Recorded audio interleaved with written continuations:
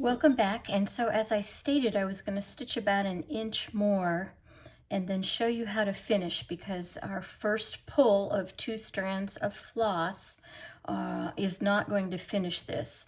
You know, based on how far I got with one, you know, you're looking at probably pulling floss twice, about 22 inches, and then separating that into 2, 2, and 2. So you'll end up rethreading, you know, probably about 6 times, somewhere between 5 or 6 times.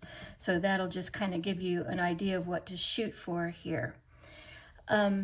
I did stitch some more. I didn't finish outside the camera because I want you to see, but you can see, I think I said leave yourself about an inch, but actually that is not going to be enough. In reality, you're probably leaving about 3 inches, actually maybe 4. And the reason for that is you need 2 inches just about doubled in order to make this work. In order to finish. So I've taken a stitch. I'm going to take one last stitch.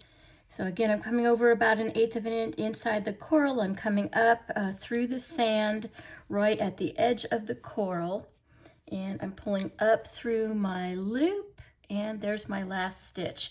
There are lots of approved ways to finish this. You could put your needle right, not back in where you are, because if you do that, your stitch will come up, but right outside it. You could go through all the way to the back and tie a knot here. I'm going to avoid doing that where I can. So what I want to do is I want to go just outside my stitch. So here's my last stitch. I want to come right outside that, and I'm going to come up right, remember, try not to split stitches, but I'm going to come up behind the previous stitch, not the one I did, but the one before that. So now I'm up over here. Well, what the heck am I going to do with that? Well, what I'm going to do is just kind of jump it over this leg. And again, I'm only going over the thread and into the brown or the sand colored blanket. And I can go ahead. I can just kind of bury my stitch a little bit. And I'm going to just kind of shoot out the other side like how we started. That's how I'm going to end. And I have locked that there. My thread's getting a little short. I've locked it there. Now I can cut it right even, but you know what? Since I've got plenty to play with, what I'm going to do is I'm going to just coax it back under there, and I can feel it with my finger on the bottom. I know if I'm poking through, but I'm just going to kind of weave it in and out through that blanket stitch, through the layers. It doesn't show on the opposite side. And I'm going to come out again one more time. So I'm going to pull on that, and I'm going to pull, and I'm to the end of my thread. I'm going to cut it just about exactly even. And there you go. That is all I had left from our first pull of 2 strands. So I've secured it a couple of times here. I went over there, then I went over there, like a tunneling through all that.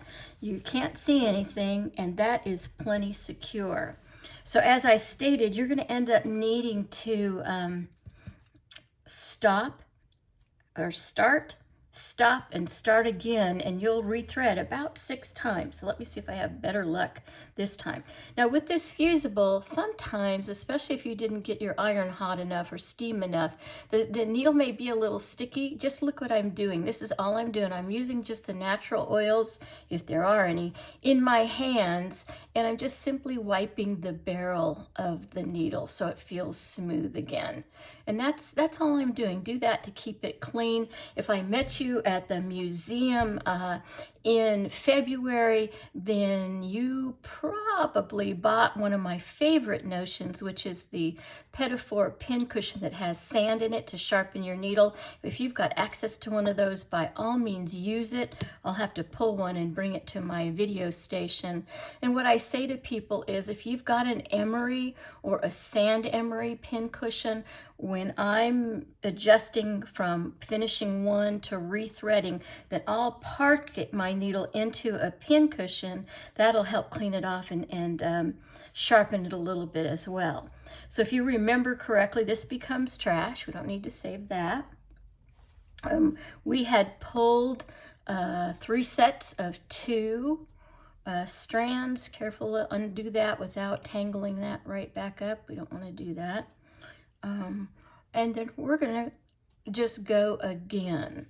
So I just kind of smooth those threads so that they'll behave as one. And I'll come back to my thread end. It looks a little fray-y. Sometimes I say furry. I'm going to cut that at an angle. Again, I'm just nipping off maybe a 1/16 of an inch so that it stays smooth. When I walked away, I did this. So instead of using saliva, I've just got a little dish with a cotton ball in it, and I'm going to just dampen my fingers enough to kind of make that, just for a few minutes anyway, become one thread. Now, another notion that I highly recommend that I did not include in your kits is thread magic. And it's silicone. It looks like a little square box of it kind of looks like clay, but it's not sticky or oily or anything. And what you do with that is you just slide your threads through it. It adds some strengthening to them, and it helps keep them together a little bit more. So let's see if I can get it on. I don't think I'm going to get it on the first try again. I think it already dried off with me talking, so I'm just going to wet that again with the water that's in my cotton ball, and I'm going to try again. Missed it. Like I said, I think I don't have quite the right glasses. I've got it that time. So remember, I just pulled it so that my loose thread here, the shorter one, is about 10 inches, and let that drop. I'll smooth those all together again, and then we'll retie that knot. If you need more instruction on that, remember 2 thread ends in your left hand, needle in your right. I crossed it over parallel to my finger and wrapped it 3 times. Pushed down so I could hold on to that wrap, and then just pulled my needle up to the sky. I'm holding the needle, the wraps, until all that, you can feel it tug on you, you can't pull anymore, and then there's my clean knot right there. All right, so we've re-knotted. Remember, I always start just about opposite of where I want to begin, so I'm just going to coax my needle and the thread end that I want to leave up under there. And this time, where I want to begin, I'm sure you can see that, where I want to begin is right inside, right next to this leg right here. I want my needle to come up. Let's see if I can get it so you can see. I want my needle to come up right there. So it's just on the opposite side of this leg right here. And that way it'll look like we never even stopped and started. If I come up and start right there between those threads. So see how it is? It's right between those on the back side of this particular area. So I'm going to pull that and hope that it'll bury my my thread pretty easy. Okay, I just see a little hair there. Let me see if I can pull it a little more. All right, and that time I heard it pop, and the pop is a good thing as long as it doesn't pop out. So it's gone up under there and it's buried. And then I'm just going to simply start again. And just again, put your stitches on repeat, come over about 1/8 of, you're in about 1/8 of an inch, you're over about 1/8 of an inch. You're going to come up so that you're coming through the sand. You're going to keep that needle inside the inside the circle, and then your thread, and then you're just going to repeat again.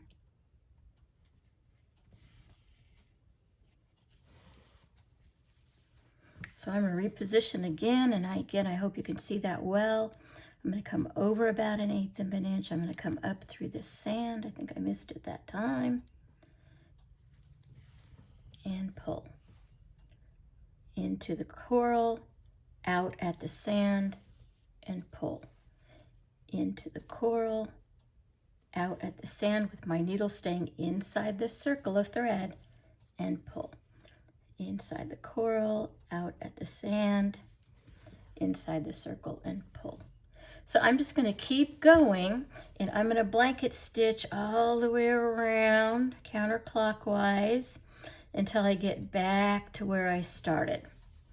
So I hope you've got beginning to get a good handle on the blanket stitch. And when I give you information, it's not to discourage you, it's just to make you understand that where you're at is a good place. The educational knowledge is basically telling us that somewhere between 30 and 60 times you've got to repeat the process of something. So that means by the time you get through this project, I think you're going to be pretty skilled at peeling down the floss, at threading your needle, at beginning and ending your blanket stitch. So you'll get lots of practice with that. So I'm going to go ahead and cut it off now because hopefully you've got instruction. If you need to back up the previous video to see how to start the blanket stitch or how to form those stitches, you'll have that information.